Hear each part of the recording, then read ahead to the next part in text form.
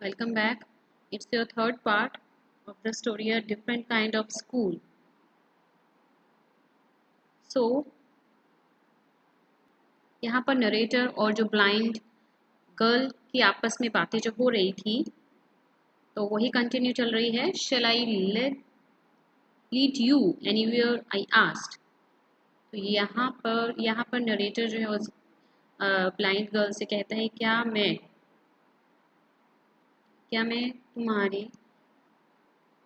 तुम्हें कहीं ले जाने में तुम्हारी हेल्प कर सकता हूँ. Oh yes, she said.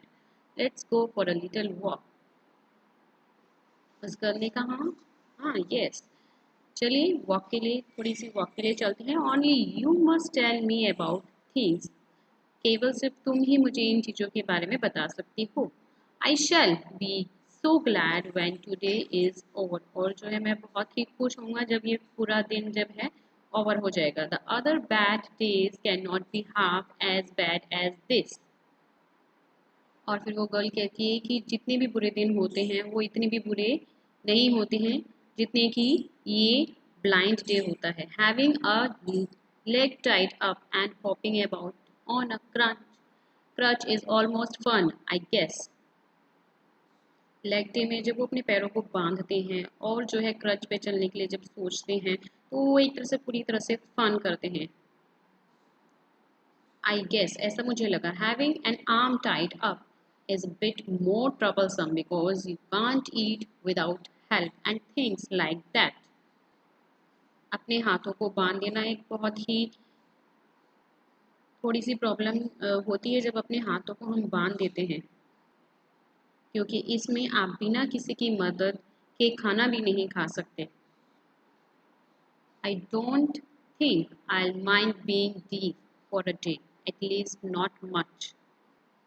Then उस गर्ल ने कहा कि वह बिल्कुल भी माइंड नहीं करेगी, बिल्कुल भी बुरा नहीं मानेगी अगर उसे एक दिन के लिए जो है डीफ बहरा बना दिया जाए. But being blind is so frightening. My headaches all the time just from worrying that I'll get hurt. Where are we now? लेकिन उस गर्ल को एक अंधा बनना बहुत ही उसको डरा देता है, क्योंकि उस समय उसका जो हेड है, जो उसका माइंड जो है इस सोच में रहता है, इस चिंता में रहता है कि कहीं उसे जो है चोट न लग जाए. तब वह गर्ल नरेटर से पूछती है कि अब हम कहाँ पर है. In the playground I said. फिर नरेटर उससे बताता है कि हम प्ले ग्राउंड में we are walking towards the house. हम अभी प्ले ग्राउंड में हैं और घर की ओर जा रहे हैं. Miss beans is walking up and down the garden with a tall girl. और नरेटर उस गर्ल को ये भी बताता है कि मिस बीन्स जो है एक टॉल गर्ल के साथ जो है गार्डन में ऊपर नीचे टहल रही है. What is the girl wearing my little friend asked.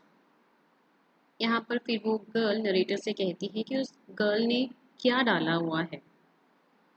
फिर नरेटर बताता है उसने एक ब्लू कॉटन स्कर्ट और पिंक ब्लाउज वियर किया हुआ है. I think it's Milly she said. What's colour is her hair. फिर वह गर्ल नरेटर को बताती है कि उसे लगता है कि वह गर्ल मिली है. फिर वह नरेटर से पूछती है कि उसके बालों का कलर क्या है. Very light I said. और नरेटर ने कहा कि बहुत ही हल्का. Yes that's Milly. हाँ यह मिली है. She is the head girl. वो हेड गर्ल है यहाँ की. Now then there is an old man tying up roses I said. फिर नरेटर उस गर्ल को बताता है कि यहाँ पर ओल्ड मैन है जो रोजेस को बांध रहा है. Yes that's Peter. फिर वह गर्ल बताती है हाँ वह पीटर है. He is the gardener. वो वह गार्डनर है. He is hundreds of years old. वह 100 साल का है. Here comes a girl with a curly red hair. She is on crutches. यहाँ पर एक गर्ल आती है जिसके बाल जो है कर्ली होते हैं, रेड कर्ली होते हैं और वो क्रचेस पर होती है, बैसाखी पर. That's Anita, she said. फिर वह गर्ल कहती है वह अनीता है. So he walked on gradually. I discovered that I was 10 times more thoughtful than I ever thought I could be. वह चलते गए. यहाँ पर मिस बीन्स नरेटर ने बहुत सी चीज़ें, बहुत सी 10 गुना चीज़ों को जो है समझ लिया है, और जो पहले कभी वो समझ नहीं सका था। I also realise that if I had to describe people and things to someone else it made them more interesting to me. उसे लगा कि अगर कभी उसे इन चीज़ों को एक्सप्लेन करना पड़ा तो वह उसके लिए और भी बहुत ज़्यादा इंटरेस्टिंग होगा। When I finally had to leave, finally जो है उसे यहाँ से जाना पड़ेगा। I told Miss Beans I was very sorry to go. उसने मिस बीन से कहा मुझे बहुत ही बुरा लग रहा है कि मुझे यहाँ से जाना पड़ेगा, तो इसके लिए वह सॉरी कहता है।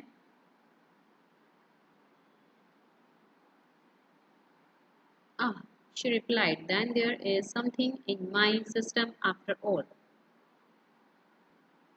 नरेटर इस जगह को छोड़ना नहीं चाहता था, लेकिन वह मजबूरी थी उसे वहाँ से जाने की।